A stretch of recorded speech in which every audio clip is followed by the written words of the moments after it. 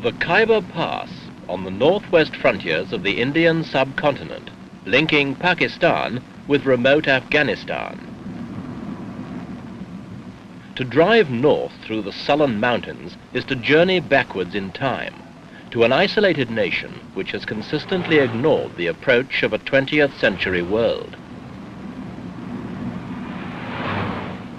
But this year, events have caught up with and overtaken feudal Afghanistan. Traditionally a buffer state, standing alone between major powers, it has suddenly caught world attention.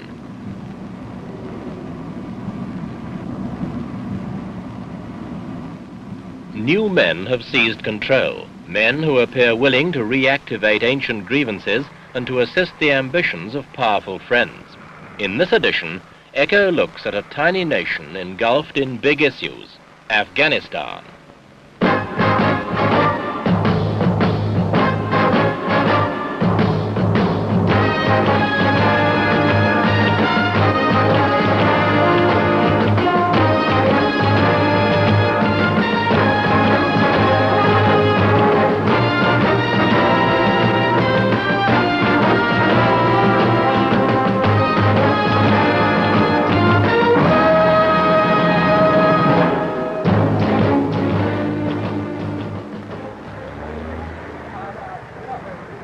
For centuries, the Pathan tribes of Afghanistan have lived by their own rules.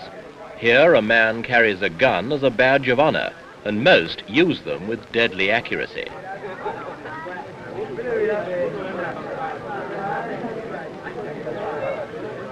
Here, even today, tribal chiefs rule with absolute authority and tolerate no interference, even from the state.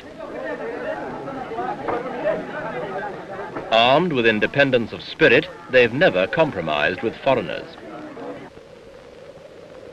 The British came here and stayed long enough to fortify such ragged borders as could be established. But they retreated, leaving little more than a few rusting relics.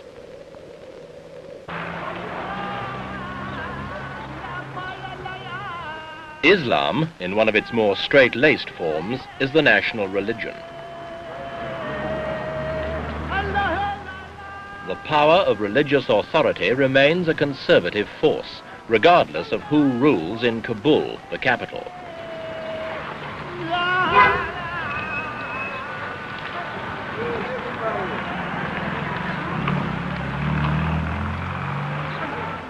And the streets of the capital illustrate this nation's problems, principally that of poverty. The average annual income in this country is less than $75. The illiteracy rate is 90%. Slavery was officially abolished only in 1947.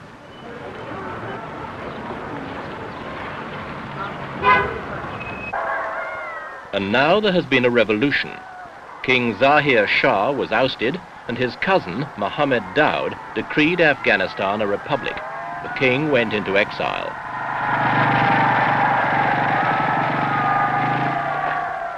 The new regime has the backing of Afghanistan's small but powerful army, and that in turn is supplied and equipped by the Soviet Union.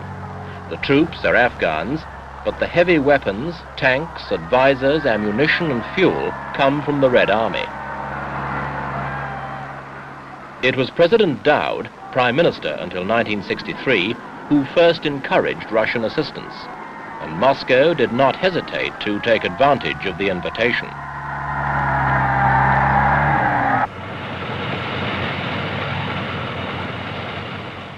They poured in aid, both military and civil. They built this enormous power plant on the Kabul River. They even mollified the Muslim community by building the odd mosque. Curious indeed, for they suppressed their own Muslims in the Soviet Union.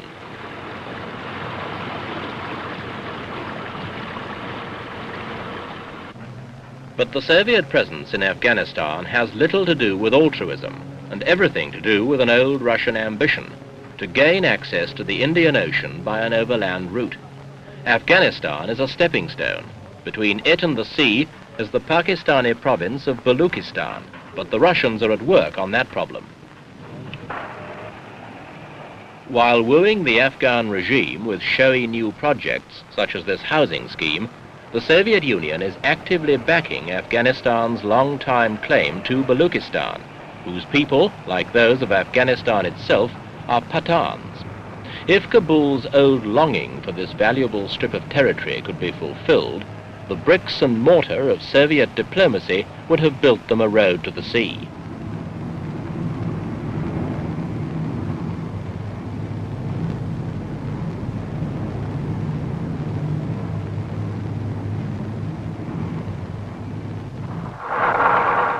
One thing that stands in the way is the presence of their bitterest enemy, the Chinese.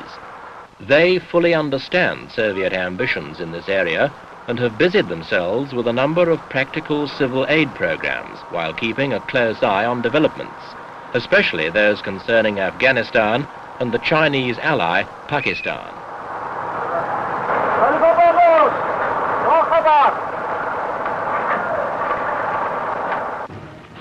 While they remain, the Russian dream of rolling down to the Indian Ocean is unlikely to come true, for the Chinese themselves would be interested in opening up the same access to the sea, and more important, to the oil of the Persian Gulf, of which the Chinese domestic economy is in increasing need.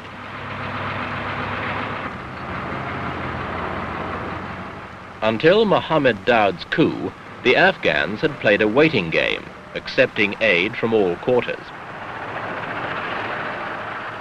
They thanked the Chinese for building their roads, but opened the aid gates to the west as well as the east.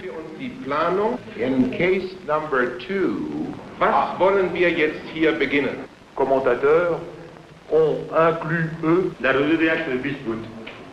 Bordeaux, Arasol.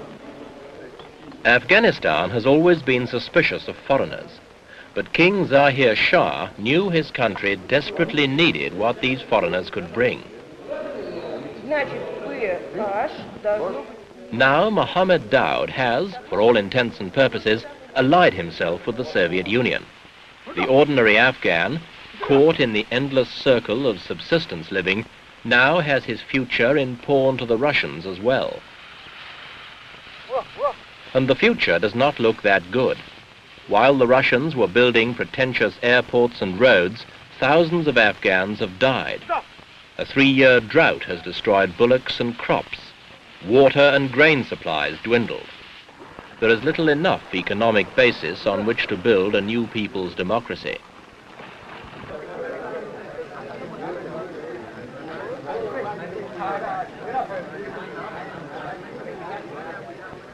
The remote rural markets have had little to trade, but the bargaining goes on in the traditional spirited manner.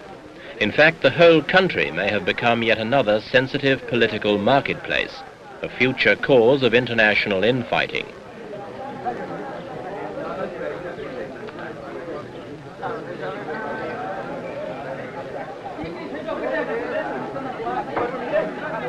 But to anyone who can expect to earn no more than $75 a year, there are more important things to haggle over.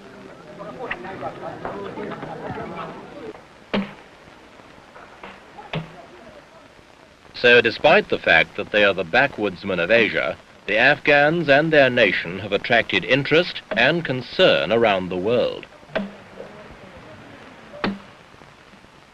If Soviet strategy in this part of the world is consistent, it seems at least possible they were behind the fall of King Zahir.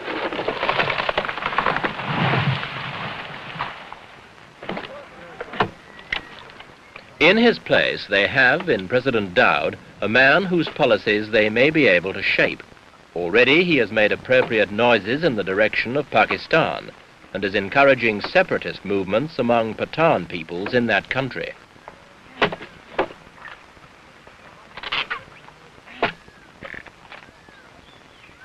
Whatever moves Afghanistan makes now, every step will be watched closely by those nations who could be affected: the Soviet Union, China, Iran, Pakistan, India.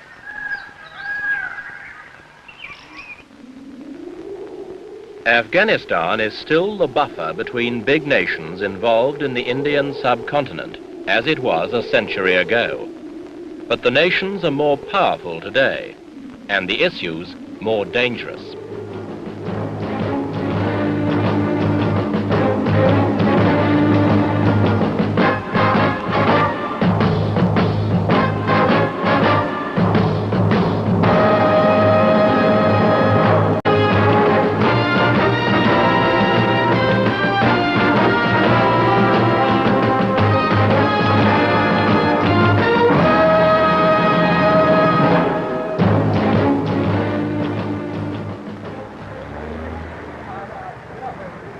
For centuries, the Pathan tribes of In this edition, Echo looks at a tiny nation engulfed in big issues, Afghanistan.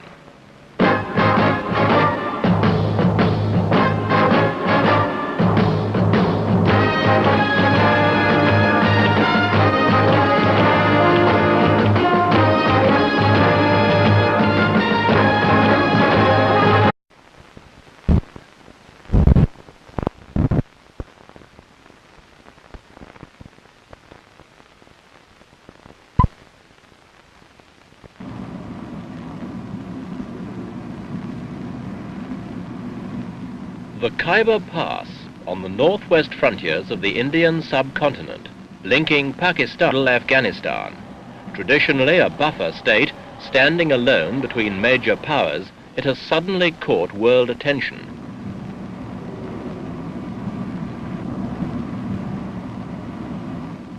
New men have seized control, men who appear willing to reactivate ancient grievances and to assist the ambitions of powerful friends, with remote Afghanistan.